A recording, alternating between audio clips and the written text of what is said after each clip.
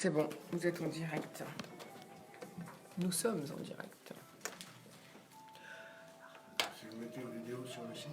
Oui. Voilà, ça y est. Vous êtes en vidéo sur Facebook, sur la page Barre de l'économie. Je te laisse faire l'intro.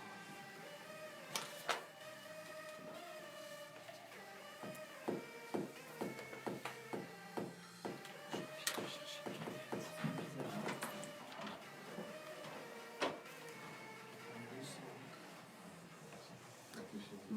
Bonjour à toutes, bonjour à tous. Jacqueline Voras sur Radio IDFM. C'est pas l'air encore. Ah pardon. Oh, comme tu m'as fait signe. Bonjour à toutes, bonjour à tous. Jacqueline Voras sur Radio IDFM avec Philippe à la technique. Bonjour Philippe. Nous sommes vendredi 10 janvier et ensemble jusqu'à 10h30 pour ce nouveau bar de l'économie. Et comme pour moi c'est la reprise après cette période de fête, je vous présente tous mes vœux de belle année 2020. Comme toujours, vous pouvez nous suivre en direct sur IDFM 98, en vidéo live sur Facebook, page Barre de l'économie, ou en web radio sur idfm98.fr. Ce matin, notre premier sujet sera de découvrir une plateforme de prévention pour contribuer au bien vivre et bien vieillir. Et notre deuxième sujet nous apprendra comment se faire accompagner au mieux en cas de divorce. Pour ces deux sujets, j'ai le plaisir d'accueillir Guillaume Staub. Bonjour Guillaume. Bonjour Jacqueline. Guillaume, vous êtes cofondateur avec Bérangère Penaud de Prévencare et Amantine, deux services d'assistance personnalisée dédiés aux aidants familiaux. Et nous verrons avec vous toute la nécessité de ces démarches d'accompagnement. Volontiers. À vos côtés, Benoît Lemogne. Bonjour Benoît. Vous êtes fondateur et dirigeant du cabinet Divorce Consulting, dont la vocation est de donner à vos clients le moyen de réussir sa séparation ou son divorce. Absolument. Bienvenue donc à tous les deux. Merci. Mais avec nous également ce matin, Monsieur Alain Richard, sénateur du Val d'Oise, interviewé par Florence à mes côtés. Bonjour Monsieur le Ministre. Bonjour Florence. Bonjour Jacqueline, bonjour à tous, bonjour à toutes. Alors Alain Richard, merci d'être avec nous aujourd'hui. Vous êtes sénateur du Val d'Oise depuis 2011, vous avez été ministre de la Défense de 1997 à 2002. Vous étiez membre du Parti socialiste unifié jusqu'en 2017 et vous avez rejoint Emmanuel Macron et La République En Marche dès 2017. Vous êtes également président du conseil d'administration de l'Institut de Relations internationales et stratégiques, l'IRIS, l'institut que nos auditeurs connaissent bien, puisque presque toutes les semaines, nous diffusons des interviews que nous réalisons avec Pascal Boniface, le directeur général de cet institut. Vous êtes également un énarque et vous avez fait votre carrière dans la haute fonction publique. Alors avec vous, j'ai la chance de pouvoir aborder tous les sujets. Merci donc encore d'être à ce micro aujourd'hui. On va, si vous voulez bien, faire un petit point sur les réformes économiques et sociales prévues par le gouvernement. Commençons par la réforme des retraites, bien sûr, puisque on peut dire que la vraie discussion commence aujourd'hui. Édouard Philippe, le Premier ministre, a déclaré cette semaine être fermé sur aucune modalité, mais on a bien conscience que Laurent Berger, le patron de la CFDT, veut sortir la tête haute. Alors, pour le moment, aucun rapport n'a calculé le coût véritable de cette réforme, et cela fait pourtant 50 ans qu'on sait que ce problème est parfaitement connu. Alors, on parle d'âge pivot, de régime universel et de points. Que faut-il attendre de cette rencontre aujourd'hui? On parle aussi de la conférence financière. Qu'en pensez-vous? Je me permets quand même d'exprimer les choses de façon un peu différente de vous. Bien volontiers. Quand vous dites aucun rapport n'évalue les conditions économiques de cette réforme, il y a un organisme créé par, je crois, le gouvernement auquel j'appartenais, qui s'appelle le Conseil d'orientation des retraites, qui fait un travail permanent de mise à jour des évaluations et qui donc donne dès aujourd'hui les bases de ce que doit être l'équilibre financier du futur système de retraite unifié. Donc on sait quand même à peu près de quoi on parle. Ce qui est vrai, c'est que si les principes essentiels du régime sont connus, c'est-à-dire qu'on inclut dans un régime général nouveau l'ensemble des catégories professionnelles avec des règles de cotisation unifiées et des règles de bénéfices, puisque c'est ça un régime de retraite, des prestations de retraite calculées sur une base identique, prenant en compte l'ensemble de la carrière, et j'ajoute, parce que c'est peu évoqué, englobant les retraites complémentaires obligatoires. Donc ça veut dire que... Ça, c'est un point très important, ce que vous venez de dire. On parle dire. d'un système qui a vocation à apporter aux personnes en fin de carrière quelque chose de l'ordre de 70% de leur dernier revenu d'activité. Donc c'est un élément massif, et ça explique en particulier, à mon avis, la difficulté de trouver un accord qui satisfasse tout le monde, c'est que ça fait une redistribution de ressources et de prestations de très grande ampleur et qui regroupe des situations qui jusqu'à présent sont très morcelées. Alors vous venez de dire quelque chose de très important, notamment ce serait calculé sur le dernier revenu, les derniers revenus calculés. Pourtant, il avait été dit... Ce que je dis, c'est que l'outil d'évaluation d'un système de retraite est ce qu'on appelle le taux de remplacement, c'est-à-dire le rapport entre les derniers revenus d'activité et la retraite que vous allez toucher pour le restant de votre existence. Et ce que je dis, c'est que comme on va mettre en commun l'ensemble des ressources qui sont aujourd'hui affectées aux retraites, il n'y a pas de raison que le taux de remplacement qui s'applique le plus généralement change. D'accord. C'est-à-dire que les retraites, le système de retraite, y compris retraite complémentaire obligatoire, qui existe aujourd'hui, apporte aux retraités en moyenne autour de 70% de leur dernier revenu d'activité, point sur lequel, en plus, il faut discuter un peu sur ce qu'on appelle le dernier revenu d'activité, et que donc ceci se retrouvera à la fin. Mais évidemment avec des situations un peu plus favorables pour certains, un peu moins pour d'autres. Et donc, pour revenir à votre question, où est-ce qu'on en est, un régime de retraite, depuis 1945, c'est une loi. C'est un code. Le code de la sécurité sociale et, aujourd'hui, pour les agents publics, le code des pensions.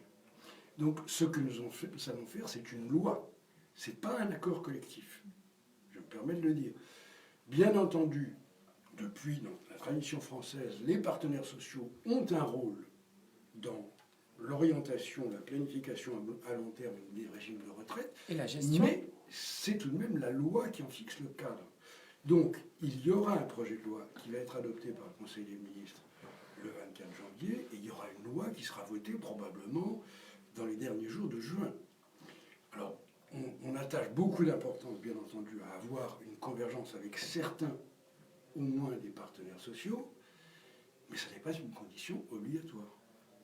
Et comme je suis obligé d'observer qu'il y a deux organisations syndicales, la France est dans une situation très particulière, on est un peu un objet de curiosité, parce que nous avons un syndicalisme compartimenté, avec des organisations syndicales qui représentent, mais chacun pour son compartiment, si j'ose dire, le monde salarial.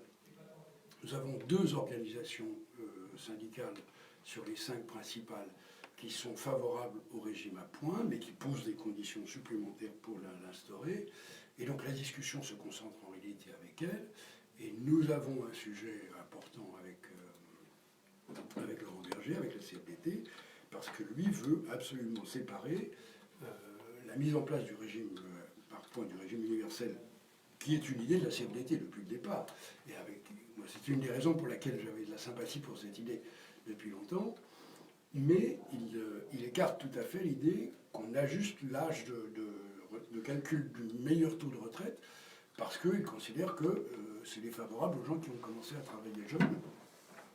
Ce qui n'est pas faux, mais quand on regarde l'évolution sur les 30 dernières années, il semble quand même que, puisque l'augmentation de la durée de vie à la retraite est très importante, c'est-à-dire que le nombre d'années pendant lesquelles les personnes vont bénéficier de leur retraite n'a cessé de croître, si on dit l'âge de départ à la retraite ne bouge pas, ça va de soi que le régime de répartition est menacé.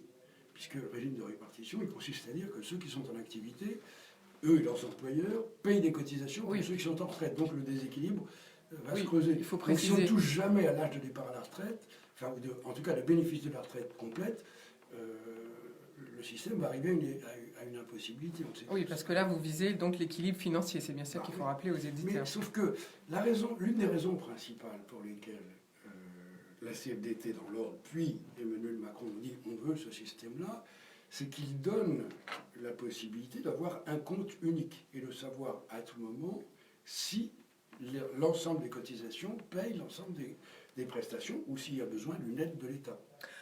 Alors, Une aide de l'État voulant dire une aide des contribuables. Hein, donc, ce ne sont pas des choses qu'on peut manier à la légère. Ce qui pose également un problème, d'après ce qu'on comprend, c'est la garantie de la valeur du point. Est-ce qu'il y a un risque pour vous? Est-ce que c'est un leurre, cette question?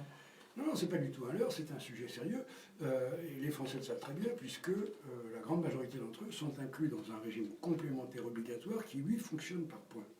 Et donc, les partenaires sociaux, et j'en profite pour dire que ceux qui sont d'accord ou pas avec le système participent tous à la gestion de ce système par points existant, des retraites complémentaires, ont été amenés à faire des modifications sur la valeur du point. Ça, c'est vrai. Il ne faut pas mentir aux gens. Donc, la valeur du point est un des paramètres qui, à l'avenir, permettra d'assurer cet équilibre prestation-cotisation. Si on veut sortir du régime de répartition, c'est-à-dire entrer, à mon avis, dans un plus grand hasard, on peut très bien contester ce système-là. Mais si on est dans un régime de répartition, comme le mot l'indique, c'est-à-dire répartition, il y a de façon constante dans la durée une répartition des responsabilités entre le niveau de recettes qu'on peut collecter, c'est-à-dire des cotisations employeurs et salariés, et les prestations qu'on va délivrer. Donc, l'un des sujets sera, est-ce que, malgré cet alourdissement des classes bénéficiant des retraites, avec le fait qu'il y a une certaine croissance, que les rémunérations augmentent régulièrement, et puis regardez les comptes de la sécurité sociale, est-ce que cet équilibre se fera avec le maintien du taux de remplacement ou avec une baisse lente, comme ça s'est produit depuis une quinzaine d'années? Alors on voit bien que l'UNSA est prête bien sûr à discuter. On verra ce qui va en ressortir notamment aujourd'hui. Est-ce que vous pensez qu'aujourd'hui on peut arriver à un accord avec l'UNSA notamment et avec la CFDT? Je l'espère, mais ça m'étonnerait que ça soit réglé ce soir. Et encore une fois, j'insiste sur le fait que cet accord est un élément important du contexte et du portage social de la réforme, mais la réforme est une loi. Sera votée par le Parlement. Donc quoi qu'il arrive, vous voulez dire, c'est ce que je comprends d'après vos propos ce matin, quoi qu'il arrive, finalement, le 24 janvier, le gouvernement mettra cette loi à l'ordre du jour du Conseil des ministres? Simplement, je vous rappelle en quoi consiste un Parlement. C'est un endroit où on parle, c'est ce que je suis en train de faire.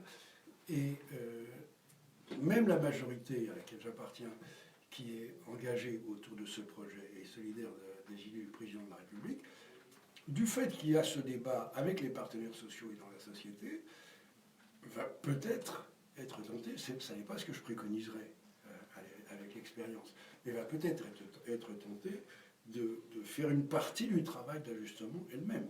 Donc pour le gouvernement, c'est aussi une sécurité, et pour le président de la République, accessoirement, que les choses soient suffisamment calées, que les bases de calcul final du système soient suffisamment engagées avec la CFDT et l'UNSA pour qu'on n'ait pas trop à faire des modifications du projet au Parlement, parce que j'en parle avec quelques années d'expérience, quand sur des gros sujets comme ça, on fait un travail par amendement parlementaire, on n'est jamais sûr d'avoir vu l'ensemble des conséquences de ce qu'on est en train de voter. Bien sûr. J'ai passé 5 ans comme rapporteur du budget à l'Assemblée à un moment où il y avait une majorité très fragile, et on a fait un certain nombre de modifications comme ça. Ça laisse quand même parfois des côtés un peu imprévus. Mais c'est bien aussi ce que reprochent les Français au gouvernement au pluriel, c'est qu'on a des visions parcellaires au lieu d'avoir des visions globales, c'est ce que vous venez de dire. Le principe, c'est que cette réforme est systémique. On a fait beaucoup de concertations. Probablement que dans la méthode, on aurait dû sortir les tableaux d'équilibre financier un peu plus tôt. Ceci dit, on comprend qu'il y a des interrogations sur les garanties parce qu'on voit qu'avec le tableau où on peut donc prévoir et estimer sa retraite, on voit notamment que les femmes sont quand même un petit peu perdantes, et notamment celles qui travaillent au niveau du ministère de l'Éducation. Alors, vous avez parlé de l'âge. Revenons sur l'âge parce qu'on voit bien qu'au niveau européen, l'âge de la plupart des pays va vers 67 ans. Finalement, on peut pas y échapper. Il y a une différence entre la France et la quasi-totalité des autres pays européens qui est intéressante à regarder, c'est que notre démographie est beaucoup moins déprimée que celle des autres. C'est-à-dire que le rapport entre les classes jeunes et les classes âgées est nettement plus favorable en France. L'Europe dans son ensemble est en situation de dépression démographique, c'est-à-dire que le nombre d'enfants est plus faible que le nombre de personnes âgées par tranche d'âge. mais ce phénomène est beaucoup moins prononcé en France que, par exemple, en Allemagne ou en Italie, où c'est absolument sidérant. Ce qui explique aussi, par exemple, d'autres questions comme la question du logement. C'est-à-dire quand vous avez une population qui n'augmente pas, par définition, votre parc de logement existant vous permet de tenir. Alors que quand elle augmente, il faut pousser les murs. Donc, nous avons un problème d'équilibre démographique, mais qui est moins accentué que la plupart de nos amis européens. Si bien que l'âge d'équilibre du système sera sans doute en augmentation. C'est d'ailleurs ce qui se produit en fait aujourd'hui. C'est-à-dire quand on constate l'âge auquel partent la classe d'âge qui est intéressée, qui sont les gens, disons, entre 60 et 65 ans, on s'oriente vers une moyenne, et on a cité le chiffre du régime général, c'est le plus important, il y a 80% des Français, mais on observe la même chose dans la fonction publique. C'est-à-dire que spontanément, de leur propre choix, les Français commencent à partir un peu plus tard, c'est un phénomène déjà ancien, et ça correspond à une donnée réelle qui est que, globalement, enfin, moi j'ai maintenant un âge assez avancé, et je peux comparer avec des situations que j'ai vécues, les gens de 60 à 65 ans sont globalement en meilleure forme aujourd'hui que les gens du même âge il y a 50 ans. Enfin, je dis une banalité en disant ça, mais c'est ce qui se traduit par ce comportement de fait. Et puis il y en a beaucoup qui sont en bonne santé, ont envie encore de travailler et ont des projets. D'être engagés dans quelque chose. Voilà. Alors, dernière question sur cette réforme, ce sont les conséquences économiques. On voit le poids que ça coûte à la SNCF, et en même temps, on n'a jamais été capable en France d'avoir une vraie loi sur un service minimum. Alors que presque tous les pays d'Europe ont un service minimum. Est-ce que là aussi, c'est encore une particularité de la France? Vous voyez bien, dans le fonctionnement, je me suis trouvé dans des débats à différents moments où tout le monde se tourne vers moi parce que je suis parlementaire représentant d'un département de grande couronne, donc je vois vraiment ce que c'est. Le sujet, il est concentré sur un tout petit nombre de salariés. C'est-à-dire que les conducteurs de la SNCF Île-de-France, c'est quelques milliers de salariés par rapport aux 150 000 de la SNCF. À la RATP, c'est encore plus prononcé. Les conducteurs de train et les conducteurs de RER, c'est à peine 2000 personnes. Et donc, et par contre, ils ont une technicité, ils ont une maîtrise des procédures et de la sécurité que personne d'autre n'a. Donc, ce n'est pas très facile de les remplacer par des conducteurs amateurs. Enfin, ça n'est même pas imaginable. Donc, nous avons aujourd'hui, c'est un des sujets pas toujours très très bien compris dans la presse, tout le monde dit qu'il faut faire un accord parce que la grève va s'arrêter. Pardon, mais compte tenu de la particularité très étroite des régimes de retraite des salariés actifs de la SNCF et de la RATP, même si on trouve un accord global sur le régime par points avec les syndicats réformés, ça ne changera rien. Ça ne changera rien. Hein? Donc nous sommes devant une grève très catégorielle, très limitée. Et si on me dit il suffit de voter un texte de 5 articles pour que des gens puissent être forcés de conduire les trains alors qu'ils ont décidé de faire la grève, ça je ne suis pas sûr que nous soyons en capacité de le faire.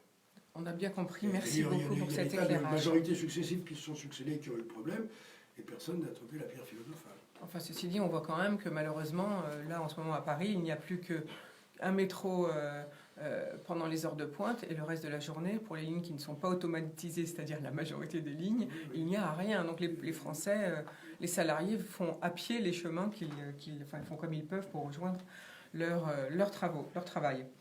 Autre sujet, si vous voulez bien, Alain Richard, la réforme de l'assurance chômage.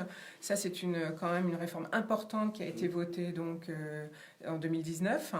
Donc, est-ce qu'on peut en revenir sur quelques mots sur cette réforme? Déjà, pourquoi finalement faut-il réformer l'assurance chômage? Parce qu'on observe ce qui se passe sur le marché du travail, comment s'organisent les personnes par rapport à la reprise de travail. Nous avons fait une autre réforme dont je n'ai pas le temps de parler, mais je me rappelle très bien quand j'étais en discussion avec les collègues élus pendant la campagne sénatoriale qui me disaient c'est quand même ennuyeux que vous ayez supprimé les emplois aidés dans les communes, etc. Je leur disais écoutez, bon, je vous entends bien quand vous exprimez une insatisfaction sur ce sujet, mais vous en aurez une bien plus sérieuse quand on va réformer le système de formation des salariés. Parce qu'il y a quand même beaucoup de pertes en ligne par rapport au coût et la charge paye des entrepreneurs pour financer la formation. L'aide à la reprise du travail, l'aide à la remontée de qualification n'est pas satisfaisante. Cette réforme a été engagée, elle se poursuit, j'en parle assez régulièrement avec la ministre du Travail, parce que ça ne fait pas de bruit. Et je dis, c'est bizarre qu'il y ait personne qui proteste, mais on est en train d'amener l'ensemble des structures de formation, des entreprises, des associations qui font de la formation, à monter très sérieusement en gamme du point de vue du résultat produit, c'est-à-dire de l'employabilité des personnes qui sont aujourd'hui sans emploi.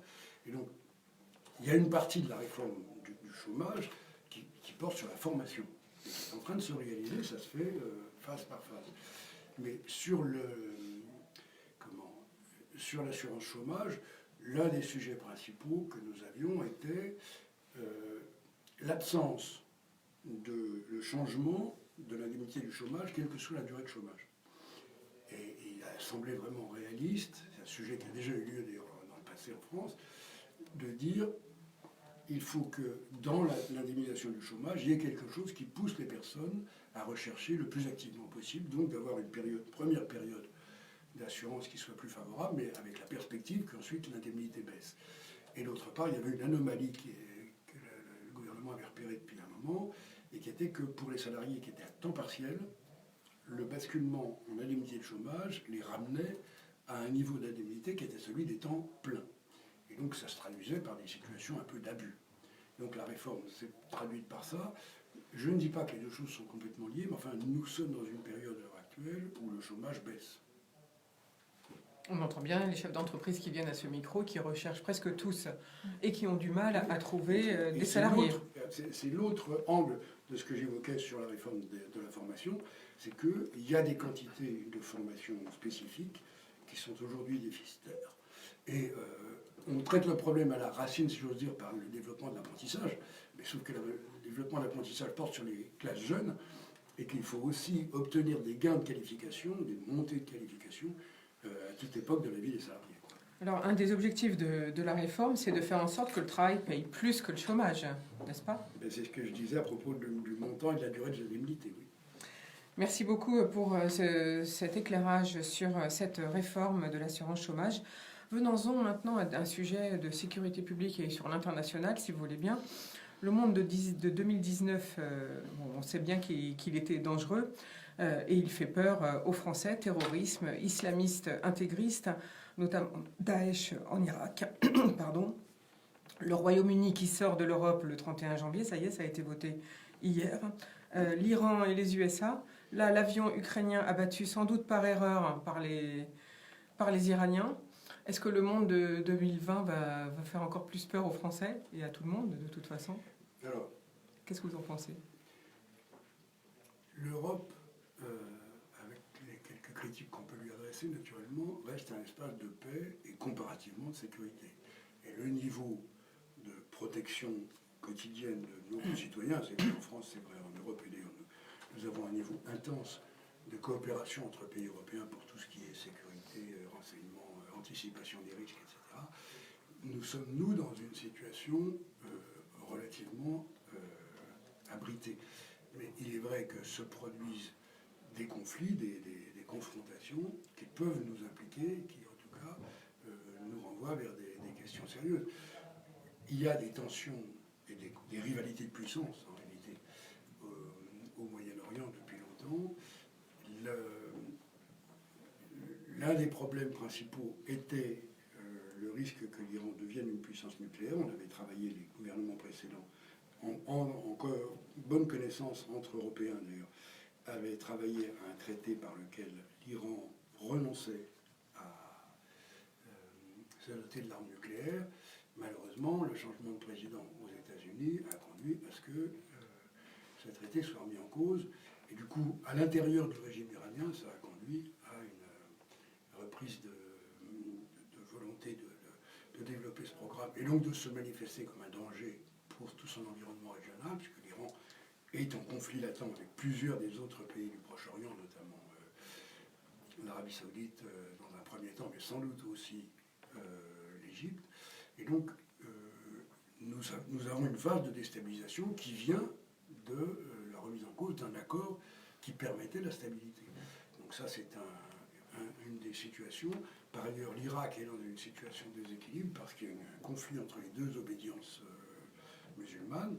La majorité du pays est chiite et une minorité, mais qui a gouverné le pays historiquement presque tout le temps, est sunnite. Et ce conflit, qui s'est exacerbé à partir du renversement de Saddam Hussein, reste très très intense en Irak. Et il y a une coopération militaire de l'Irak avec les États-Unis et une présence militaire de l'Iran dans d'autres espaces de l'Iran, de l'Irak.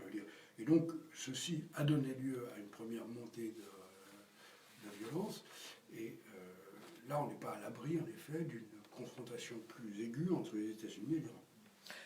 Mais finalement, confrontation dans laquelle je ne crois pas que les Européens s'engageront.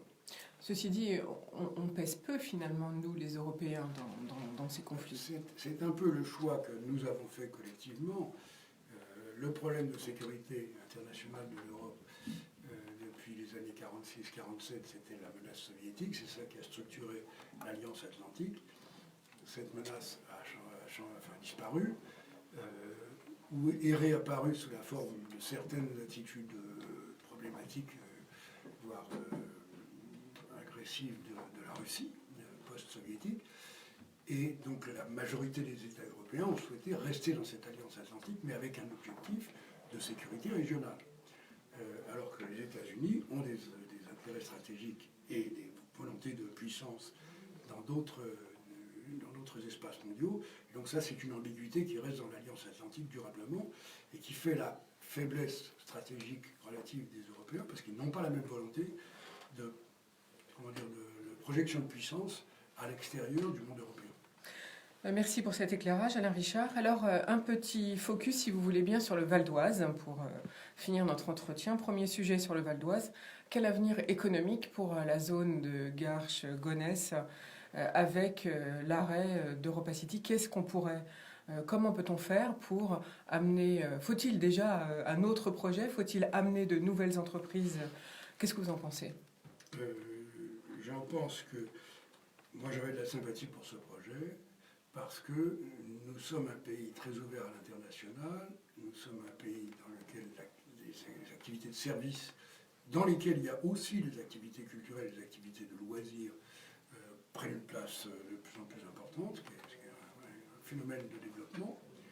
Et quand on a une plateforme internationale qui est la principale d'Europe, et où vous voyez circuler 60 ou 65 millions de personnes qui ont un certain pouvoir d'achat, et dont une partie sont là pour leurs loisirs, ou en tout cas à peu près tout le monde dispose de loisirs, quand vous voyagez, vous le voyez bien, je pense que c'était une opportunité utile. Le gouvernement et le président de la République ont fait une autre appréciation, et je ne me suis pas fait faute de leur dire que je n'étais pas d'accord avec cette décision. Elle est prise, c'était dans les compétences de l'État, parce que la zone en question est aménagée par un établissement public de l'État. Donc il faut repartir de l'idée qu'il y aura une zone d'aménagement. Une partie des personnes qui contestaient EuropaCity disaient on ne veut pas non plus qu'il y ait d'aménagement à cet endroit-là, on veut qu'il y ait des champs. Donc on est à 5 ou 6 km d'une plateforme internationale et au milieu d'un réseau quand même très intense de transport et de circulation. Et de voies routières, oui. Voilà. Je ne suis pas sûr que la solution de garder pour quelques dizaines d'hectares une vocation agricole soit quelque chose qui s'impose. Donc, moi, je fais partie de ceux qui défendent l'idée qu'il faut garder un programme d'aménagement à cet endroit-là, qu'il faut réaliser la gare sur la ligne de métro express de nouvelle génération qui était prévue à cet endroit-là pour le triangle de Gonesse, et qu'il faut continuer à chercher des projets à impact grand public et fondés sur l'économie des loisirs.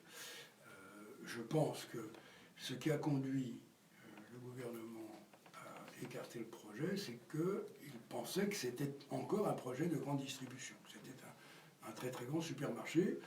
Je crois que ça n'était plus le cas et que probablement aussi les porteurs d'EuropaCity n'ont pas suffisamment fait comprendre ce qu'était devenu leur concept et leur projet.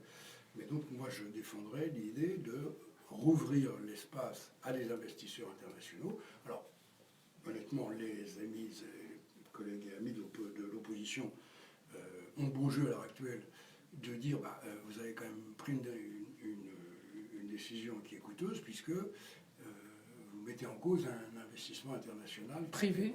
Voilà. De 3 milliards. Cet investissement n'était pas encore devenu international en réalité. Il y avait un investisseur français qui cherchait les partenaires internationaux.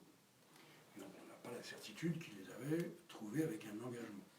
Mais ce qui est certain, c'est que l'idée, c'est le point sur lequel j'insiste, il faut qu'en accord avec le gouvernement, on fixe un cadre précis à l'aménagement de ce site, qu'on prenne en compte les sujets d'environnement, mais qu'on dise on va l'aménager, on va en faire un lieu de croissance, d'activité et de fréquentation publique, et voilà les lignes d'opposition, de limitation qu'on fixe, mais à l'intérieur de cette ligne, on laisse travailler les gens.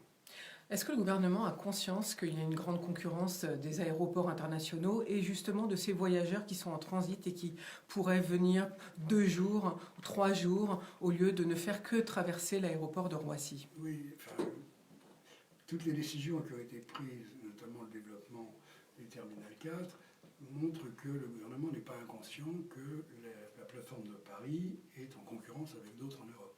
Donc ça, ce sujet-là, il est levé. Mais il y a un débat dans la société qui est lié aux enjeux de transition écologique. Il y a une fraction de notre société qui est dans l'opposition complète au modèle de développement. Et de mon point de vue, de façon assez confuse. C'est-à-dire que devant la très grande complexité, le côté anxiogène et inévitable de la transition écologique, il y a des gens qui disent qu'il faut tout arrêter. Et ces gens, on le voit dans les analyses d'opinion que nous avons aujourd'hui et qui nous intéressent pour les élections municipales, sont en progression. Il y a, c'est la tendance Greta Thunberg, arrêtez tout, vous êtes au pouvoir, débrouillez-vous, réglez-nous le problème. Et qui sont dans une attitude d'opposition permanente. Ce qui me dérange dans la position qu'a prise Elisabeth Borne, le président de la République, c'est qu'ils ont cédé à cette tendance-là en disant on arrête, sans véritablement poser l'alternative. Moi, je ne suis pas pour dire que le monde développé s'en sortira, réussira la transition écologique simplement en arrêtant les choses, mais en faisant au contraire de l'innovation, de la transformation, mais en continuant à penser que le développement humain est quelque chose de souhaitable. Bref, c'est ce que vous venez de dire, donc il faut une vraie vision, et c'est ce qui nous manque en ce moment. Merci Alain Richard. Alors, dernière question, parlons des élections municipales. Vous êtes conseiller municipal à Saint-Ouen-l'Aumône. Oui.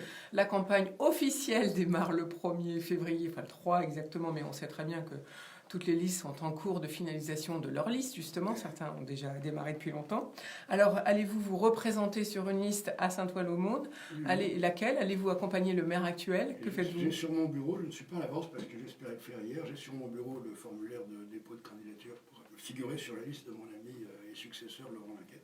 Et donc, en rentrant d'ici à la mairie, parce que j'ai mon bureau de sénateur à la mairie, je loue un petit bureau à la mairie, eh bien, je vais remplir ce formulaire de candidature et donc je poserai ma candidature comme simple conseiller, bien sûr, dans la liste de la majorité actuelle de Saint-Ouen-l'Aumône. Donc la campagne n'a pas encore démarré pour votre liste, vous allez attendre le mois de février? La semaine prochaine.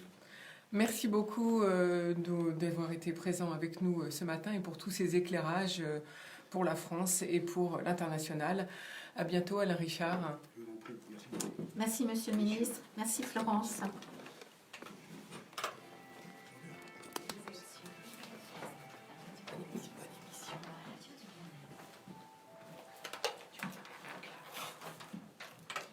On reste ensemble et on fait une petite pause musicale. Est-ce que tu entends quoi Mais dans non, ton casque? je l'avais pas mis. Mais non, parce que même là, il y a quelque chose. Tu t'entends pas dans le casque? Non, Bon, bah, si tu t'entends pas, c'est que ton micro n'est pas allumé. d'accord. Ah bah c'est bien, vous avez changé de place. Oh, je change de micro, hein, Philippe. D'accord.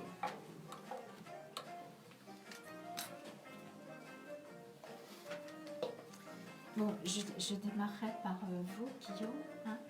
Et alors, moi, je donne la parole à peu près 10 minutes et je passe de l'un à l'autre. Parce qu'il y a des statistiques qui disent que Elle a fini, Florence? Ouais. Vous mettez-vous devant le micro, parce que là, vous êtes tous... Non, non. Ah oui, vous êtes décalés. Décalés. Mais en même temps, il faut que... Je reste là ou je... Bah, vous voulez, mais Non. devant un micro. Quoi. Bah, non, mais je préfère que Benoît il se mette à côté de... Comme vous Là, voulez. là, Mais, voilà. mais devant le micro, ce que je C'est veux ça, dire, c'est devant parce le que pour que je vous ai dans mon, On est bien là. que je vous ai dans mon champ de micro. Vous êtes vision. sous, là. Dans mon champ de Bon, vision. Voilà. Ah, bien, mais Oui, donc... Charles, je n'entendais pas. Là, c'était... Non, il parlait pas fort. Oui, il y a des... Il faut se mettre très proche du micro. Bah, proche, là, vous étiez bien tout à l'heure. Là, quand vous C'est un parliez. micro directionnel, donc il faut vraiment être en effet à Faut la pas pointe. hésiter. Tout à l'heure, vous étiez très bien. Votre voix passait très bien. Donc, je vous disais que des statistiques disent qu'au bout de 10 minutes, les gens auditeurs décrochent. décrochent. Ouais, et puis Donc, si c'est c'est pour un ça. tunnel où on Voilà, parle, voilà. les gens Donc, décrochent. moi, je Donc vous allez alterner entre vais nous deux à vous chaque fois, c'est ça? alterner et puis on verra si on fera peut-être une pause vers 10h, mais une pause D'accord. musicale, mais on va essayer de ne pas trop en faire puisque on nous a un petit peu... Ouais. Mais bon, c'était intéressant pour la... C'est toujours intéressant Pour, d'avoir le regard d'un... cette idée de loi, parce qu'en fait, on n'en parle pas du tout. Oui, il a reprécisé ça. Bah, c'est un On peu parle choquant jamais. quand même. Ouais. En fait, On parle jamais de ça. d'accord, mais on On parle parle pas de la d'accord, loi. de Ouais. négociation, On mais s- on c'est loi de 45 on s'imagine qu'il faut attendre Ouais. qu'ils se mettent d'accord, alors que pas du tout. Il a démarré par ça. Ah oui, oui. Mais je trouvais que c'était bien qu'il le fasse. Ce qui peut dire, parce que Ouais. j'ai le moins... Bah, ce qui n'est pas très populaire entre guillemets comme Non, propos. d'accord, Oui, mais ça en même peut, temps, ça peut relancer les opposants. Il a précisé la règle, en fait. Il dit, voilà, Absolument. Oui, Non, mais bah, en même la temps, démocratie, c'est force à la loi, c'est écoutez, normal. Ouais. Mitterrand, quand il est arrivé en 80, il a passé... Il a baissé la c'était 65 à 60. 60. À 60. Ouais. Donc il nous a mis une bombe à retardement. Bah, ça, hein. c'était une erreur. C'était- Parce qu'avec les prévisions Et- démographiques de l'époque, déjà qu'on pouvait envisager. Et ce qui est c'était une curieux, erreur. c'est que C'est réglé, hein. personne n'en parle dans les médias. Personne ne le dit. Et c'est vrai, moi, ce qui m'étonne, c'est que donc il y a 40 ans, les gens ont travaillé jusqu'à 65 ans et ils étaient beaucoup, moins bien à cet âge-là, Ouais. et c'était normal. C'est ça. Et maintenant, à 62 ans, ils sont C'est croulants. possible. Ouais. Bon, alors qu'on vit mieux aujourd'hui, au même âge. On y va, C'est Philippe? ça qui n'est pas normal. Vous trouvez On y pas va? C'est parti, c'est De toute façon, il y a un problème. Radio IDFM, le bar de l'économie. Ce matin, je reçois Guillaume Staub, cofondateur de Prevent-Care et Amantine, et Benoît Lemogne, fondateur du cabinet Divorce Consulting. Alors Guillaume Staub, avec vous, nous allons aborder un enjeu sociétal majeur, celui de soulager les proches de personnes fragilisées qu'on appelle les aidants familiaux. Et vous avez créé Prevent-Care avec Bérangère Penaud. Quel a été le point de départ de cette création, Guillaume? Bonjour Jacqueline, oui. Alors le point de départ en effet de la création de Prevent-Care et d'Amantine, qui sont deux offres, le service est le même, mais je vais préciser une petite Oui, chose. on en Prevent-Care parlera. voilà, est une plateforme B2B, donc Ouais, à destiner et à l'attention des c'est entreprises, ça. que ce soit public, privé, qui souhaitent mettre en place un dispositif pour accompagner leurs salariés qui font face à la fragilité d'un proche. Et puis Amantine, amantine.fr, qui est une plateforme B2C, c'est-à-dire qu'on appelle B2C, à destination des particuliers. Et donc vous, comme l'ensemble des particuliers qui font face ou qui feraient face à la fragilité d'un proche, ont la possibilité de souscrire directement une offre sur notre site et d'être accompagné par ce qu'on appelle un care manager, qui est un assistant personnel et qui va vous accompagner dans une notion de parcours de soins pour répondre à l'ensemble de vos questions et au fond vous soulager lorsque vous faites face à la fragilité d'un proche. Alors la fragilité d'un proche, c'est quoi? C'est tout simplement une personne qui est touchée par la dépendance, la maladie ou le handicap. Oui. Et comme vous l'évoquez très bien, les aidants familiaux, bien aujourd'hui, on mesure bien l'enjeu et les enjeux sociaux, sociétaux et économiques que représentent ces 11 millions d'aidants familiaux aujourd'hui en France. Et pour répondre à votre question, comment est né Prevent-Care et Amantine? C'est tout simplement parce que moi, de mon côté, préalablement, j'avais créé en 2002 une entreprise spécialisée dans l'aide et le maintien à domicile pour personnes D'accord. âgées dépendantes, Oui. que j'ai développée pendant 10 ans, qui a été rachetée par un grand groupe, mais j'ai touché du doigt pendant ces 10 années, tout Le simplement, les besoin familles, incontournable. le besoin incontournable des familles qui venaient dans nos agences Oui. pour un besoin qui était « je cherche », je vais faire simple, une auxiliaire de vie pour aider mon père, ma mère, mes grands-parents à réaliser les gestes de la vie quotidienne, l'aide au lever, l'aide à Mais on avait une multitude de questions qui venaient s'ajouter à ça. Pendant que je vous ai sous la main, certes, je cherche une auxiliaire de vie, mais j'ai besoin d'un lit médicalisé. J'ai entendu dire que peut-être maman aurait droit à une aide financière. Vers qui je me tourne? Comment ça marche? Où aller trouver le dossier? Et puis je travaille. Et j'habite pas à côté du domicile de maman. Donc, tous ces sujets problématiques sont des sujets anxiogènes, stressants, chronophages. Et quand vous êtes en même temps en activité professionnelle, et en même temps vous devez vous occuper d'un proche, ou organiser, en tout cas, la mise à disposition d'un certain nombre de prestations à domicile, ou tout simplement même de trouver une résidence service senior, un EHPAD, tout ça est extrêmement complexe. Se retrouver dans l'écosystème médico-social n'est pas du tout évident. Donc nous, on s'est dit, eh bien, tout simplement, on va pouvoir créer un service, créer une plateforme pour accompagner l'ensemble des aidants familiaux et leur apporter information, conseils, orientation, les orienter vers les bons acteurs sociaux aussi, les faire connaître, promouvoir aussi ce qui existe, et puis pouvoir aussi mettre en place une recherche de prestataires de proximité, et puis coordonner l'ensemble des différents prestataires lors de la mise en œuvre des différents dispositifs à domicile. Voilà par exemple, en quelques mots, ce service, cette offre et la mission de Prevencare pour les entreprises et Amantine pour les particuliers. D'accord. Alors, je crois savoir que pour Bérangère Penaud, c'est à la suite d'une histoire personnelle qu'elle a réfléchi justement à cette aide des proches avec une anecdote qui a touché son papa, c'est ça? C'est exactement ça. Ouais. Bérangère a été directement confrontée à cette situation d'aidante lorsqu'elle travaillait en effet à l'étranger. Son papa a été malheureusement diagnostiqué Alzheimer très jeune, et elle a naturellement à distance aidé et accompagné sa maman, et étant à 12 000 km, elle aurait souhaité en effet que son entreprise puisse lui apporter un certain nombre de solutions, mais elle n'a rien trouvé à 12 000 km, et donc forcément elle est revenue en France pour pouvoir accompagner sa maman, et elle s'est dit mais il manque quelque chose pour pouvoir au niveau des entreprises, pour pouvoir accompagner ces millions d'aidants. Aujourd'hui, il y a une étude qui estime qu'il y a entre 15 à 20% d'aidants familiaux dans les entreprises, quelle que soit la taille de l'entreprise. Ouais. Mais lorsque vous êtes un aidant familial, vous ne levez pas le petit doigt pour aller voir votre manager et pour dire en fait, je suis un aidant, j'ai besoin d'avoir... On ne le sait pas forcément. On ne le sait pas forcément, vous avez raison, 63% des aidants ne le savent pas. Parce que oui, j'aide maman, j'aide papa, j'aide mon conjoint, mon enfant handicapé, c'est naturel, c'est normal, bien sûr. Mais au fur et à mesure du temps, c'est extrêmement lourd. La charge émotionnelle est extrêmement lourde.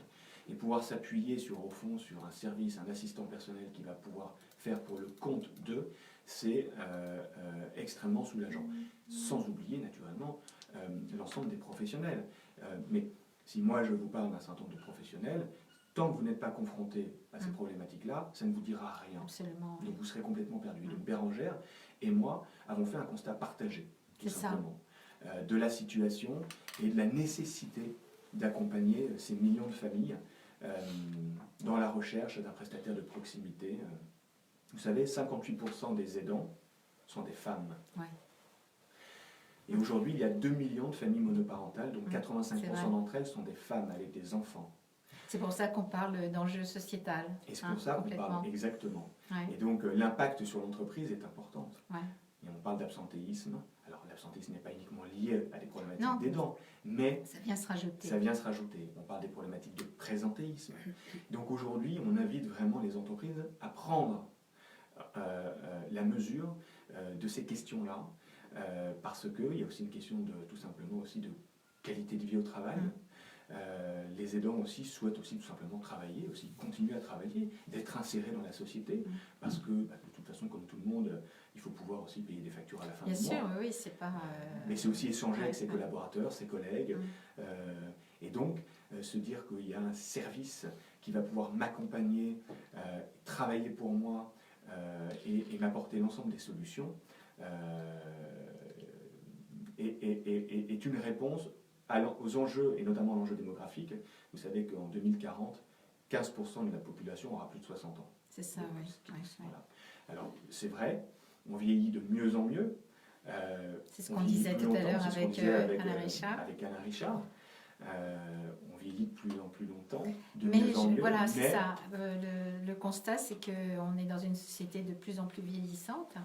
Et puis, il y a une explosion des maladies chroniques également. Exactement.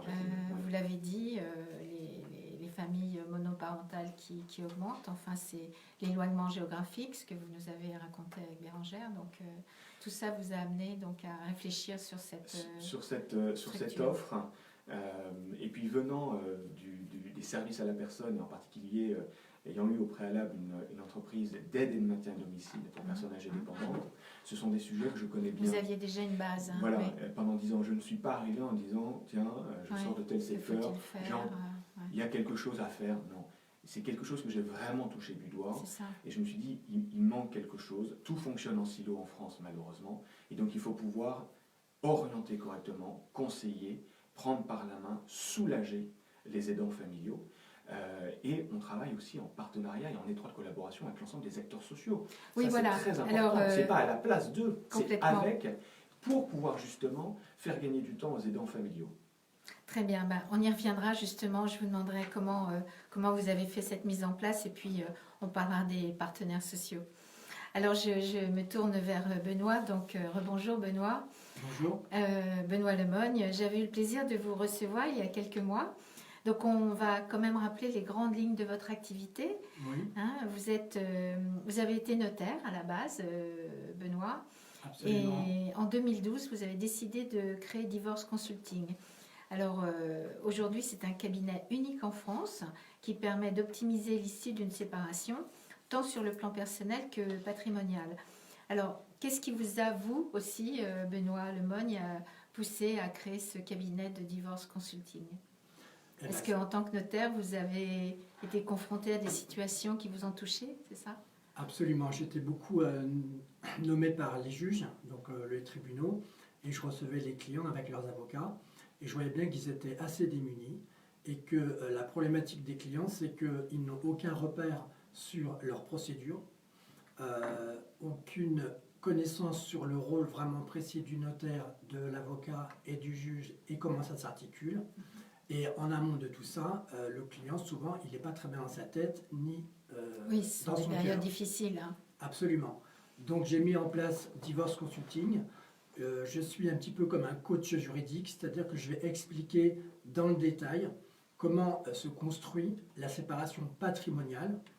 Et donc concrètement, techniquement, ce sont des notions assez difficiles puisqu'on parle de liquidation de régime matrimonial, de partage des biens, de prestations compensatoires.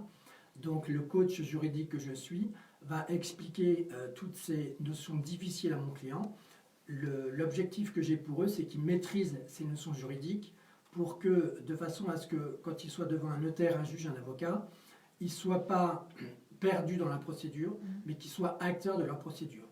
Et parce qu'on ne peut pas être efficace dans la gestion de ces problématiques si on n'est pas bien dans son cœur et dans sa tête, je me suis également formé sur l'aspect psycho-affectif de la séparation pour permettre vraiment à mon client d'être efficace dans la gestion de sa procédure. Oui, parce que vous considérez que ce n'est pas le rôle d'un notaire ou d'un avocat de faire le détail de ces procédures. On va dire que les professionnels du droit, de moins en moins, ont une approche pédagogique de leur matière. Or, c'est ce qui manque vraiment aux clients. D'accord, d'accord. Alors, comment et quand fait-on appel à vous ? À partir de quel moment comment il faut que je vous dise concrètement à qui je m'adresse ? Oui, parce que, je veux dire, bon, admettons, moi, je décide de divorcer demain. Comment dois-je faire ? Alors, les gens qui ont vraiment le plus intérêt C'est pas le cas, mais... Oui, je vous le souhaite en tout cas.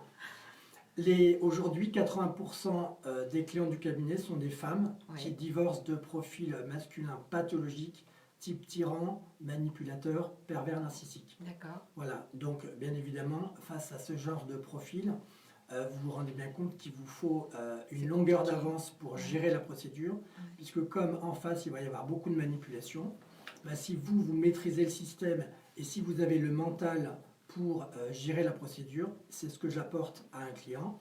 Et le gros intérêt aussi, c'est que je mets en place des partenariats avec les notaires les avocats en amont D'accord. et en aval les psychologues. Ce qui fait qu'en fait, on va créer tout un partenariat en amont et en aval de la procédure de divorce pour sécuriser le client et lui permettre de prendre l'avantage sur la partie adverse qui est manipulatrice. Très bien.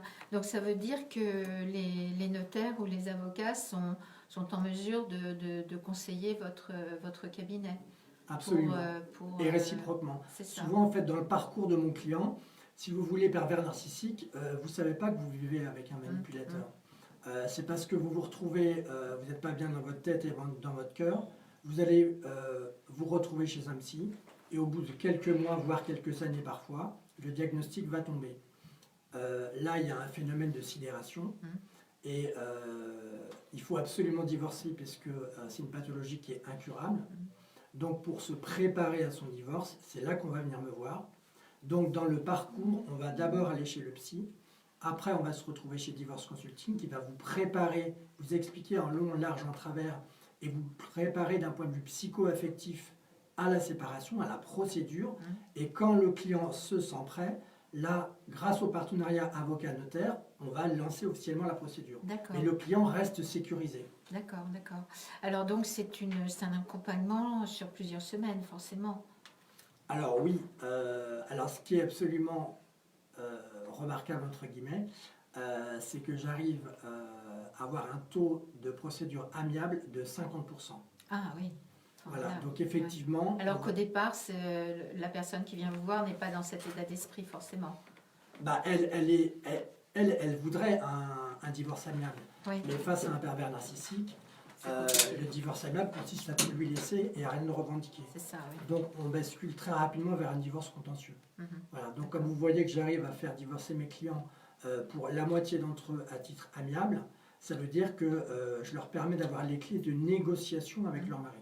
Oui, et d'avoir à l'arrivée un meilleur patrimoine, j'imagine, que si la personne lâche tout, finalement. Alors effectivement, comme je suis expert de liquidation des régimes matrimoniaux et des prestations compensatoires, je connais toutes les ficelles pour avantager mon client d'un point de vue patrimonial. Et effectivement, ce qui explique d'ailleurs que je fais gagner beaucoup d'argent à mon client, puisqu'il y a un retour sur investissement, j'ai fait mes calculs pour 2018 et 2019, le taux en fonction des personnes entre 4 et 10. Voilà, c'est-à-dire que entre ce que je coûte à mon client et ce que je lui rapporte, ça peut être multiplié par 4 et jusqu'à 10. D'accord. Alors justement, puisque vous abordez ce sujet, quel coût moyen faut-il compter pour passer par Divorce Consulting? Alors bien évidemment, c'est assez variable. On va dire que le patrimoine moyen de mes clients est entre 500 000 et 5 millions d'euros. Et le coût de l'accompagnement est d'environ entre 500 et 1000 euros par mois. D'accord. Mais je vous dis, il y a un retour sur investissement qui peut aller jusqu'à 10 fois plus. Qui est très intéressant. Un de mes derniers dossiers que j'ai conclu là en 2019, le patrimoine était de 5 millions d'euros. La personne, l'épouse qui venait me voir, son mari lui proposait 2 500 000, donc la moitié à l'amiable. Grâce à la prestation compensatoire, j'ai pu lui obtenir 500 000 et donc je lui ai fait gagner 500 000 euros. Par contre, le dossier avait duré 5 ans. Ah oui. Voilà, et elle avait payé 50 000 euros au cabinet. D'accord. À peu près 1 000 euros par mois.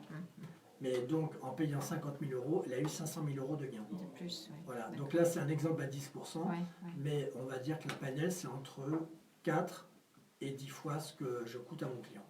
Indépendamment du fait qu'il va y avoir quelqu'un pour l'aider à gérer son stress. Et l'accompagnement psycho-affectif est déterminant pour la réussite du divorce. Bien sûr, oui. Alors, on y reviendra, donc, puisque c'est vrai que vous y ajoutez une dimension intéressante qui est la maîtrise émotionnelle. Et on y reviendra tout à l'heure. Oui. Après que j'ai posé d'autres questions à Guillaume Staub. Donc Guillaume Staub, je rappelle que vous êtes cofondateur de Prévent-Care et Amantine. Donc vous nous disiez que vous aviez le soutien de partenaires sociaux. Donc j'ai pu voir en effet que vous êtes soutenu par la Caisse d'assurance, la Caisse nationale d'assurance vieillesse, Île-de-France, l'ARS, et puis Malakoff Médéric Humanis, et également un incubateur. Alors c'est tout, c'est la preuve de l'enjeu économique que représente votre entreprise, Prevencare. Je dirais que c'est en effet que la question est importante pour l'ensemble de ces acteurs. Donc vous avez parlé de la CNAV, vous avez parlé en effet de l'ARS Île-de-France, Malakoff, Médéric, Humanis. Ce sont, à leur niveau, en effet, on a tout simplement répondu à des appels à projets sur la question de l'accompagnement des aidants familiaux. Donc, et à ce titre, nous avons en effet remporté des aides pour pouvoir en effet développer notre offre. Que ce soit en effet Prevencare, c'est l'entreprise qui s'abonne à Prevencare et c'est complètement gratuit. C'est ça, alors j'allais vous poser la question, c'est en fait vous démarchez des entreprises, vous leur faites voir tout l'avantage qu'ils ont à signer un contrat avec vous, et c'est l'entreprise qui prend en charge l'aide. C'est ça, c'est-à-dire qu'on rencontre en effet un certain nombre d'entreprises. Notre point d'entrée, généralement, ce sont les RH, donc avec soit la DRH, soit une personne au sein de son équipe en charge de ce sujet-là. Et donc, ce sont aussi des entreprises qui souhaitent mettre en place une solution pour accompagner, parce qu'ils se sont aperçus qu'il y avait en effet un sujet qui remontait sur l'accompagnement de la fragilité, et ils se sont aperçus qu'ils avaient un certain nombre de salariés en effet qui étaient confrontés à ce problème-là. Et donc, en effet, l'entreprise s'abonne à Prevencare, donc c'est l'entreprise qui paye. C'est ça. Et le salarié, lui, ne paye rien et a à sa disposition un care manager, c'est du care management qu'on peut retrouver, c'est un métier, ce sont des nouveaux métiers. Alors ce sont des métiers qu'on voit aux États-Unis, en Suède, au Japon, mais ce sont des nouveaux métiers, c'est du care management, donc on va dire un assistant personnel qui va être à disposition, donc un assistant personnel dédié, donc le salarié a toujours affaire à la même personne, ça c'est très important, qui va en effet vous accompagner dans une notion de parcours de soins. Et donc, on parle de plateforme parce qu'il y a un équilibre. Vous avez l'assistant personnel qui est disponible du lundi au samedi, entre 9h et 19h pour le collaborateur, donc il prend rendez-vous, mais il peut prendre rendez-vous directement à travers son espace adhérent aidant, qui est un espace dédié et un espace à travers lequel il va pouvoir retrouver l'ensemble des échanges avec son care manager, les documents qu'on aura postés pour lui, son plan d'aide personnalisé qui est une restitution suite à une évaluation multidimensionnelle des besoins et de la situation qu'on aura pu faire avec lui. Il va pouvoir retrouver un certain nombre d'informations avec des contenus éditoriaux, avec des fiches pratiques, blogs, vidéos, et puis l'ensemble des éléments qu'on sera allé chercher pour lui, qu'on aura posté dans cet espace sécurisé pour l'aidant, le salarié aidant de l'entreprise. Donc c'est vraiment un équilibre entre un outil au fait au service de l'aidant et ce care manager qui est à disposition dédié pour accompagner encore une fois dans une notion de parcours de soins, parce que la dépendance, la maladie, le handicap peut évoluer et on peut faire appel à son care manager aujourd'hui, le 10 janvier, et puis mon entreprise de toute façon a signé pour 1 an, pour 2 ans, pour 3 ans, puis dans 6 mois, malheureusement l'évolution de la maladie ou de la dépendance de mon proche a évolué dans le mauvais sens, et là j'ai besoin à nouveau, soit de conseils, soit de tout simplement trouver un nouveau prestataire de proximité, soit de renforcer la prestation actuelle, donc je vais à nouveau pouvoir rappeler mon assistant personnel, mon care manager, faire à nouveau un bilan de la situation, et le care manager va pouvoir apporter une solution à travers une restitution et un plan d'aide et un plan d'action personnalisé. D'accord. Et alors, je suppose qu'un de nos arguments majeurs doit être justement le retour sur investissement dont nous parlions avec Benoît Lemogne, c'est-à-dire que l'entreprise qui adhère à votre contrat finalement va avoir moins d'absentéisme, et donc voilà, j'imagine que c'est exactement ça, et l'objectif c'est de pouvoir en effet réduire l'absentéisme, c'est de pouvoir améliorer le présentéisme. Alors présentéisme c'est quoi pour et même excusez-moi je coupe, mais même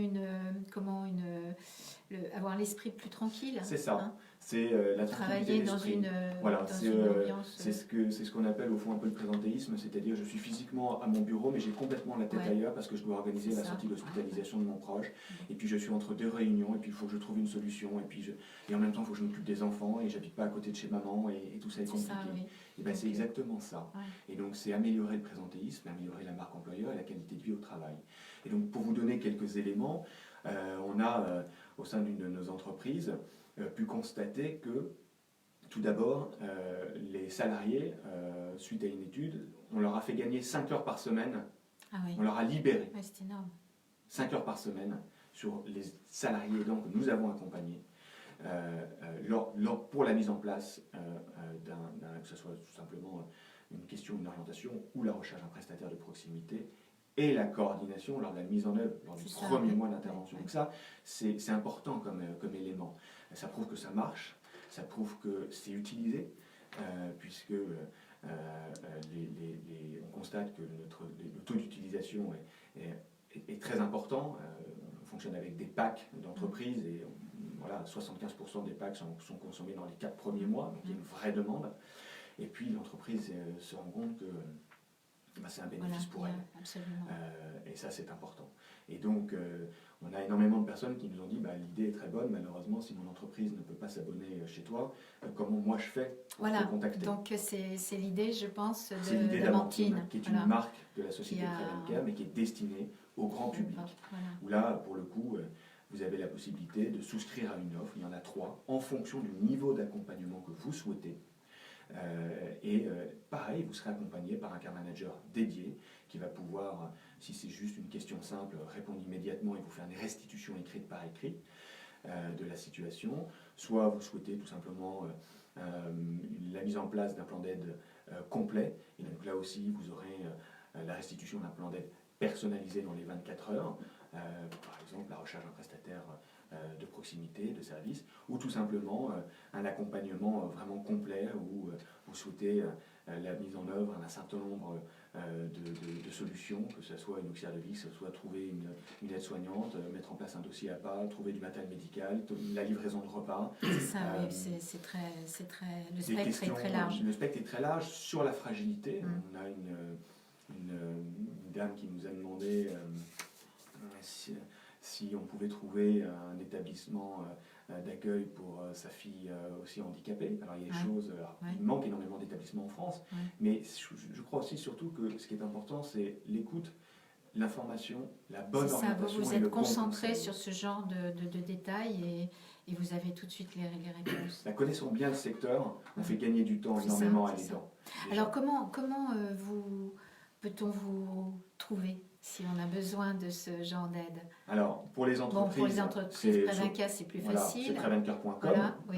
Et puis, ils nous contactent, on les rencontre, on présente la plateforme, l'espace adhérent, les solutions. Et puis, naturellement, il faut qu'on étudie aussi la démographie de l'entreprise. Donc, il y a un certain nombre de sujets à voir avec les RH. Pour le particulier, c'est très simple, c'est www.amantine, avec un T.fr. Et là, on invite naturellement les aidants, les familles à bien prendre connaissance de nos offres sur notre site internet pour pouvoir y souscrire directement. Naturellement, s'il y a une question, ils peuvent nous appeler avant. Et puis, à partir du moment où ils souscrivent à une offre, immédiatement, ils auront un care manager dédié qui va les accompagner pour pouvoir, j'espère, leur apporter la solution la plus complète, la plus pertinente en fonction du besoin et de la fragilité qu'ils rencontrent.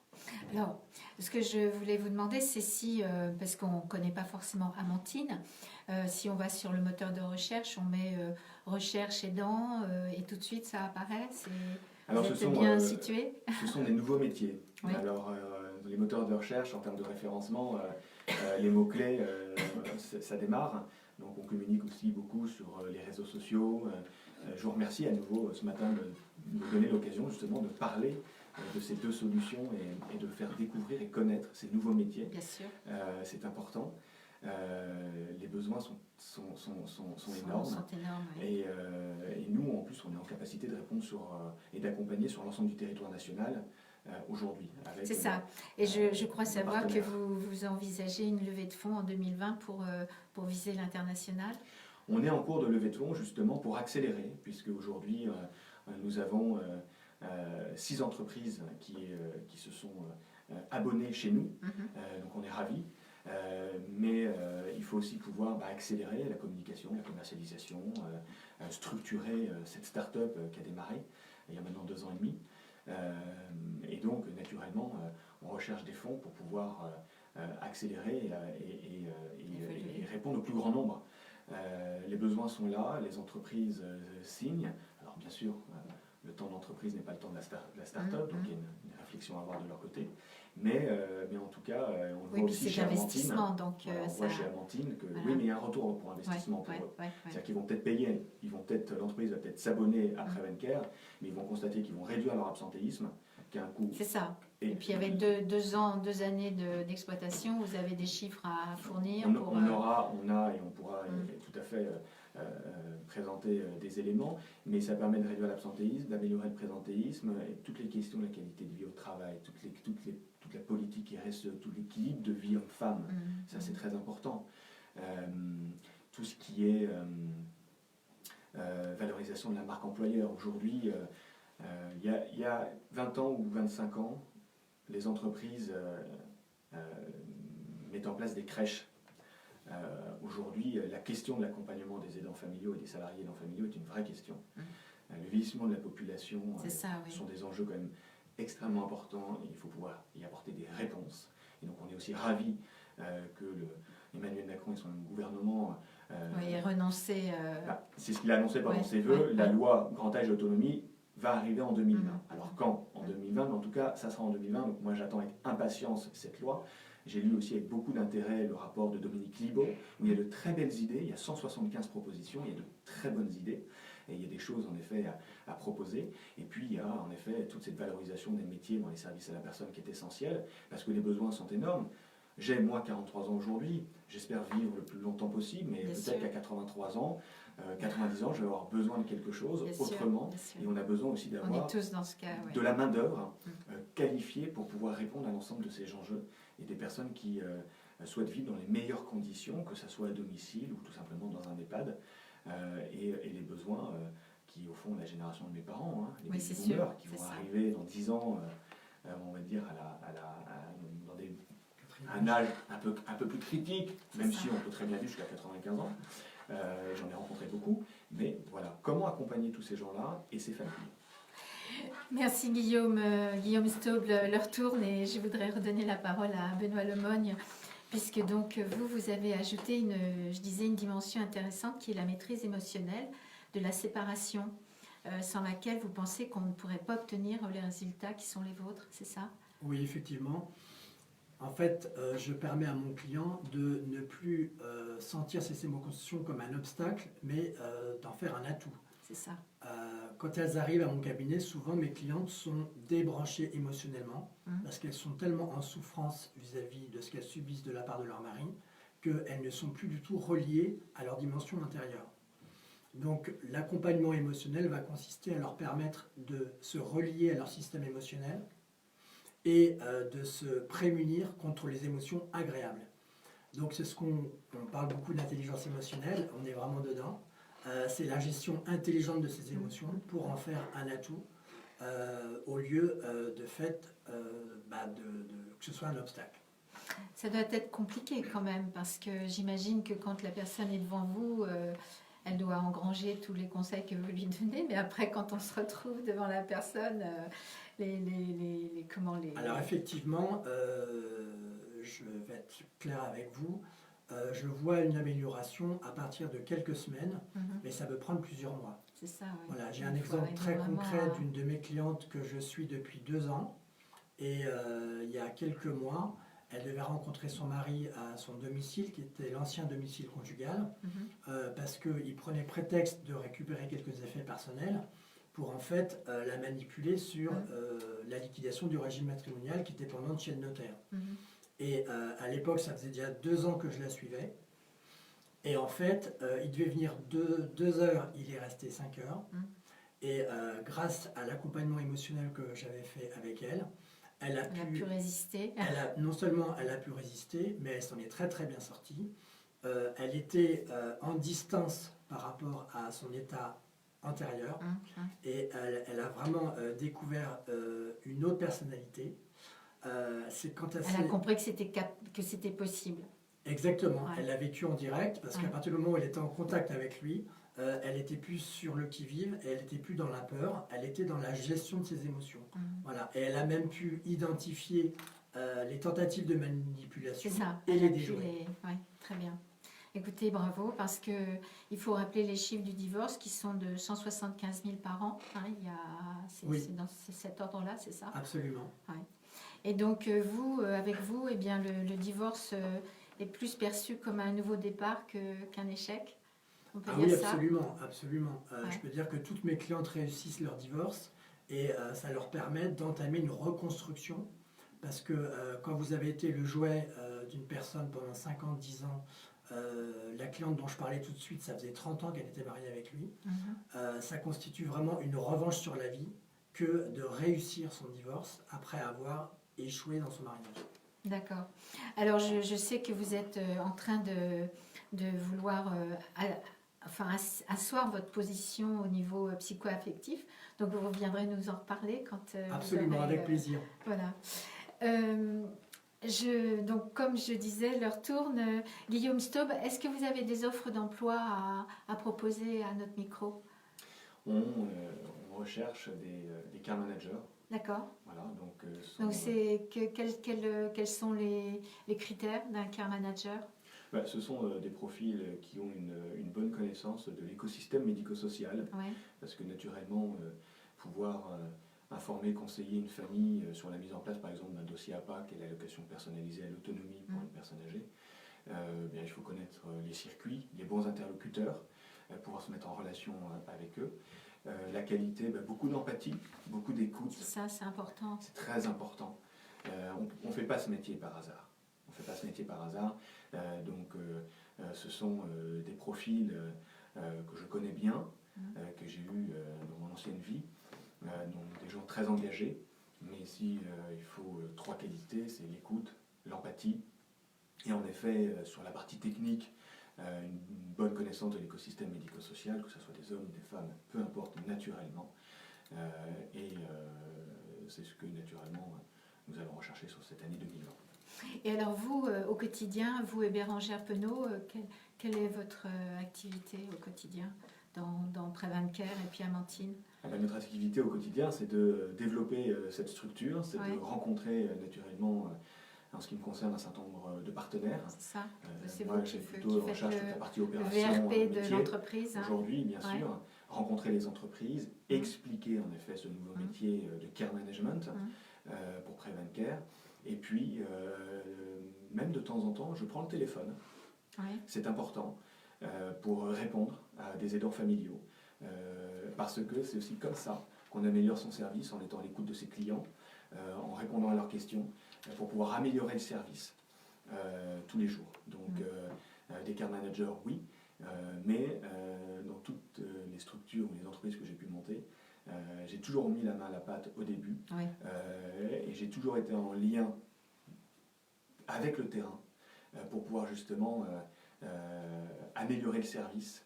Je crois que c'est essentiel, c'est un métier d'humain. C'est pour ça que si on me reste juste 30 secondes, c'est important. On parle de plateforme de care management, mais la plateforme est un outil à disposition de l'aidant familial. Moi, je crois que dans notre métier, on ne peut pas tout digitaliser. On le peut avec, en effet, la livraison de repas, la commande d'un véhicule. Bien sûr, ça c'est très bien, ça fait gagner du temps, mais dans notre métier, il y a un équilibre entre un homme et une femme, qui est un assistant personnel, avec cette plateforme qui est l'outil à travers lequel, en effet, l'aidant familial va pouvoir retrouver un certain nombre d'éléments, d'informations, de dossiers, de pièces. Mais nous, on le constate, ils ont besoin de parler avec quelqu'un. Ils ont besoin d'être écoutés, ils ont besoin d'être conseillés. Et ça ne peut pas uniquement se faire avec une application sur un smartphone, une tablette, un ordinateur, sans avoir une relation avec un homme ou une femme qui va pouvoir conseiller, orienter, écouter. Parce que la charge émotionnelle est lourde lorsqu'on fait face à la fragilité d'un proche, que ce soit un enfant ou un proche un peu plus âgé. Très bien. Finalement, vous vous retrouvez avec Benoît Lemogne, puisqu'on parle de charge émotionnelle, donc ce n'est pas tout à fait la même, mais en tout cas, on est dans la même optique. Oui, absolument. Absolument, c'est le point commun entre nos deux activités, c'est la prise en charge de la charge émotionnelle. L'accompagnement humain. C'est ça, c'est ça. Et c'est d'ailleurs aujourd'hui, au niveau, vous l'avez dit, tout ne peut pas être digitalisé. Et c'est un peu ce qui se passe. Enfin, il y a un conflit entre cette digitalisation et puis l'humain, où on essaie de remettre l'humain. Dans des métiers on va dire, de service à la personne, lorsque vous vous occupez d'un proche âgé, fragile, que ce soit un parent ou un enfant. Moi, j'ai 2 petits garçons. Lorsque, naturellement, ils ont grandi maintenant, mais on recherchait une nounou. On a besoin de rencontrer la personne, on a besoin d'échanger, on a besoin de créer une relation de confiance. C'est pareil avec un proche fragile. L'aspect digital, ça fait gagner du temps. On a la bonne information tout de suite. Oui, bien sûr, mais ça ne règle pas le problème humain. Mais ça ne règle pas le problème humain, où les gens ont aussi besoin d'être conseillés, orientés. Et ça, c'est un échange qui se construit pour comprendre aussi un environnement médico-social qui n'est pas toujours évident à comprendre et qui bouge beaucoup. Absolument. Alors, quelques mots de conclusion, Benoît Lemogne? Oui, écoutez, Divorce Consulting rentre dans sa 9e année, donc voilà, c'est un bel anniversaire. Et puis vous pouvez nous trouver sur les réseaux sociaux, www.divorce-consulting.fr. Très bien, merci Benoît en tout cas d'être revenu nous présenter votre entreprise, qui je pense, malheureusement certaines auditrices vous auront entendu, mais bon, elles pourront comme ça bien gérer leur séparation. Vous, Guillaume Staub, quelques mots de conclusion? Écoutez, merci beaucoup de nous avoir invités ce matin pour pouvoir parler de ces nouveaux métiers qui ont besoin d'être expliqués. Qu'est-ce qu'on peut souhaiter à Prévencare et à Amantine pour 2020? Écoutez, un développement, un grand et fort développement pour 2020. Et puis, surtout, je crois, prendre conscience aussi aux entreprises que c'est un vrai sujet, qu'il faut prendre le sujet en main au plus tôt, ne pas attendre le dernier moment, ne pas hésiter aussi à tester une offre comme Prévencare.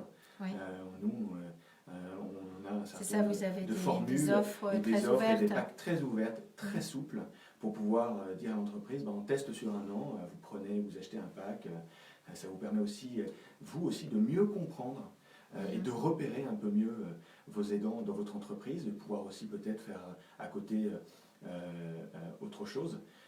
Mais aujourd'hui on constate, quand je vous disais que la première entreprise qui nous a fait confiance et qui lorsqu'on a interrogé les collaborateurs qui ont été accompagnés par Prévencare, nous ont dit mais moi ça m'a fait gagner 5 heures par semaine, c'est colossal. Quand vous avez un collaborateur qui vous dit mais attendez, moi je fais 1 heure de transport le matin, 1 heure de transport le soir, les services sociaux sont fermés à 16h30, c'est pas une critique, mais c'est un fait, c'est pas ouvert le samedi. Comment je fais pour mettre en place quelque chose alors que je suis clinique, obligé de prendre une à distance, journée, donc je suis obligé de poser une journée, mais je ne peux pas multiplier comme ça, une matinée, une après-midi, un accompagnement à l'hôpital, une visite dans un établissement pour mon fils. Bien sûr que ça, ce sont des choses qu'il faut faire, mais tout le travail en amont, on va le faire pour le compte du salarié, pour le compte de l'aidant, avec Amantine, pour lui faire gagner du temps, parce que de toute façon, il faut bien entendu visiter une maison de retraite et un EHPAD pour son papa ou sa maman. Bien sûr qu'il faut visiter un établissement lorsqu'on a un proche handicapé. Bien entendu, vous allez le faire une fois ou deux. Tout le travail. Si déjà on a une liste, si déjà vous pour, avez un plan d'action personnalisé, complet, une recherche qui a été effectuée par nos services, une proposition avec des prestataires, de toute façon c'est vous qui avez la main. Mais nous, on a référencé des prestataires selon des critères bien spécifiques, des prestataires aussi. Mais je crois que vous en avez plus de 2500 sur l'ensemble du territoire national pour répondre à l'ensemble des questions et des besoins, que ce soit le transport véhiculé, le maintien à domicile, la livraison de repas, le matériel médical, l'accompagnement administratif, le divorce consulting. Demain, ça peut être pourquoi pas un de mes partenaires. Parce qu'il faut que je puisse aussi apporter une solution à des questions, à des gens qui, à une période de leur vie, ont des besoins et en même temps cumulent le papa, la maman, le problème d'enfant, et en même temps, malheureusement, je suis en train de me séparer de mon mari. Et en même temps, je travaille. Comme disait Chirac, les emmerdements, ça vole en escadrille. Voilà. Et on m'a posé déjà ce type de questions, mais même sur le décès. Est-ce que vous avez des solutions pour accompagner Maman n'avait rien prévu, et je me retrouve à payer 4 000 € de frais de décès, et j'ai pas d'argent. j'ai pas de sous, on n'en a rien prévu, ne m'a rien laissé. Est-ce qu'il y a des aides financières qui peuvent financer une partie, un peu, la totalité? Voilà, il y a plein de questions. Ça, c'est lié à la fragilité. C'est de la fragilité. Absolument. Ce qu'on disait Après, avec on peut pas Benoît tout faire. Lemogne, on se retrouve en Voilà. situation de fragilisation et on n'est De plus maître de... Vulnérabilité, exactement. Alors après, je ne suis pas là pour trouver un billet de train ou un billet d'avion bien ou un sûr. séjour à l'autre bout du monde, hein, chacun son métier. Mais je m'occupe de la fragilité dans son ensemble, avec un certain nombre de questions pour faire gagner du temps et faciliter la vie des aidants familiaux, en particulier des salariés, et apporter un bénéfice aux entreprises. Eh bien, écoutez, merci à tous les deux d'avoir participé à ce bar de l'économie. Merci pour tous vos éclairages. Je vous souhaite le meilleur pour la poursuite de vos entreprises. Lundi, vous retrouverez donc Florence Sueur pour son bar de l'économie. Et moi, je vous donne rendez-vous mardi pour un nouveau bar de l'économie. D'ici là, portez-vous bien et bon week-end. Merci de votre invitation. Merci de votre invitation. Merci. Vous entendez bien, ça allait? C'était bien? Alors, il ne vous entend pas. On était bons? Vous étiez bien. On parlait bien tous les deux? Alors vous défendez que les femmes. Bah, C'est 80%. J'ai l'impression Je me que suis oui, dit, vous il êtes... va y avoir un J'ai 20% d'âme, hein, mais après, moi, je ne sélectionne pas, mais je parle des gens qui viennent me voir. Je dois filer dans le Non, deuxième. je plaisante. Merci beaucoup. Mais c'est vrai. En fait, Voilà. Oui, t'as visite Ouais. Bon, bah, au revoir. Merci, madame. La bise. Et puis on reste en contact. Peut-être qu'on se verra Bien à sûr. Marseille. Exactement. Bon, bah, je vous laisse repartir Oui, pour, merci. pour sortir. au revoir. Au revoir. Mais j'ai 20% d'hommes. Hein. Après, si vous voulez, c'est plus la femme qui vient me voir parce que le psycho-affectif, la femme, elle a besoin d'en parler alors que l'homme, il a honte de la situation. Ouais, bah oui, à la rigueur, oui, je comprends. C'est Donc vrai. l'homme, il va voir un avocat et basta. Ah, Mais la femme, elle a besoin de plus se faire accompagner, qu'on l'écoute, qu'on la guide, qu'on la comprenne. Voilà. Tenez. Donc, merci. À bientôt. Bonne continuation. Au revoir. Au revoir.